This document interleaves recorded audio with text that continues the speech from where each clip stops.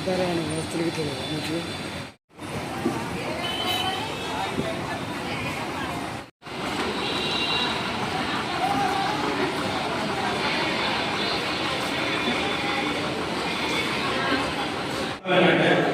Bus station కానీ మనకి highway కొంత డిజైన్ ప్రాబ్లం ఏంటంటే బస్ స్టేషన్ లోపల 20 కిలోమీటర్లు రావాలి, మళ్ళీ లోపల రావాలి, మళ్ళీ 10 కిలోమీటర్లు పోవాలి.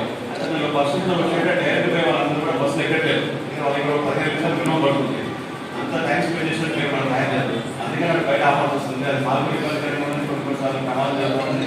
ఈ మధ్య ఒక మనిషి కంట్రోల్ కూడా ఫోన్ చేసిన కంట్రోల్ ఆ బస్సులు లేక ఇక్కడ జాగ్రత్తలు అని చెప్పి ఒక మనిషి కూడా పెట్టడం జరిగింది. ఎందుకంటే దాన్ని పోలీస్ డిపార్ట్మెంట్ రిపోర్ట్ చేశాము. ఆ బస్ స్టేషన్ ముందు నుంచి మాకు రన్నింగ్ చేసుకోవడానికి ఇవ్వడం కానీ వాళ్ళకి పర్మిషన్ ఇవ్వట్లేదు. దానివల్ల ఏంటంటే కావాల్సింది, దానివల్ల బస్సు కిలోమీటర్లు వెళ్తుంది. అది కూడా టైం ఎక్కువ పడుతుంది ఆ సందులో రావడానికి. చాలా ఇన్కన్వీనియంట్గా ఉంది. కలిసి డ్రైవర్ బస్ స్టేషన్ దాన్ని కాకపోతే అందరూ కన్వీనియంట్గా ఉంటుంది. అది మన చేతులు లేదు. సో లోపలికి వస్తే పబ్లిక్ ఎక్కలేదు. అది మెయిన్ ప్రాబ్లం.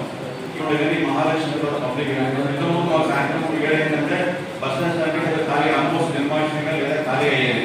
ఇప్పుడు రాత్రి 10-11 కూడా జనం ఉంటున్నారు. వాళ్ళకి అనుకూలంగా బస్సు కూడా పెట్టడం జరిగింది. మాడి మనుషులు కూడా రాత్రి 9:30 దాకా 9:30 కూడా లాస్ట్ బస్ పెట్టాం ఎక్స్ప్రెస్.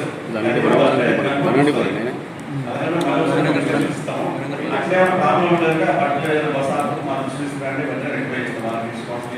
మహాలక్ష్మి చాలా మంది మీరు కూడా నా మెసేజ్ ఏంటంటే మన వృద్ధులు పెద్దవాళ్ళు ప్రయాణించే వాళ్ళు ఏంటంటే వాళ్ళ చిరుతులు కూడా వాళ్ళు ఇబ్బంది పడి వేరే మార్గాలు పోతున్నారు.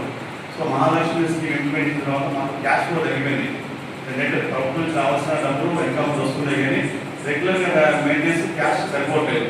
సో మహాలక్ష్మితో పాటు జెంట్స్ కూడా ఎక్కడ అవసరం, పేడ్ ప్యాకేజ్ కూడా మాకు అవసరం. కాబట్టి దయచేసి మహిళలు కూడా వాళ్ళకు కూడా కొద్ది అవకాశం ఇవ్వాలని విజ్ఞప్తి. జెంట్స్ ఎక్కితే సీట్లు ఉంటాయి కదా సార్? మరి ఏం చేస్తారు?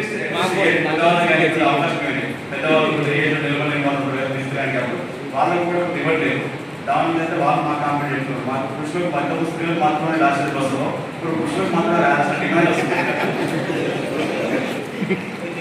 మీ డిపో పరిధిలో డైలీ లేడీస్ ఎంతమంది ఎక్కుతాను, జెంట్స్ ఎంతమంది ప్రయాణిస్తున్నారు? ఎంతమంది అక్కడ అప్రాక్సిమేట్ చెప్పండి. 65% పల్లె వాళ్ళు విషయంలో 65% లేడీస్ ఎక్కుతున్నారు.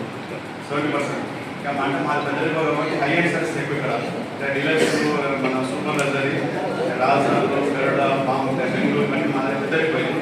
మాకు ఈ పల్లె వరకు వస్తున్నాము 70%, 65-70% మహిళలు ఉంటున్నారు. మరిన్ని వార్తల కోసం నా ఛానల్ని సబ్స్క్రైబ్ చేయండి. పక్కనే ఉన్న బెల్ ఐకాన్ని ప్రెస్ చేయండి, లైక్ చేయండి మరియు షేర్ చేయండి.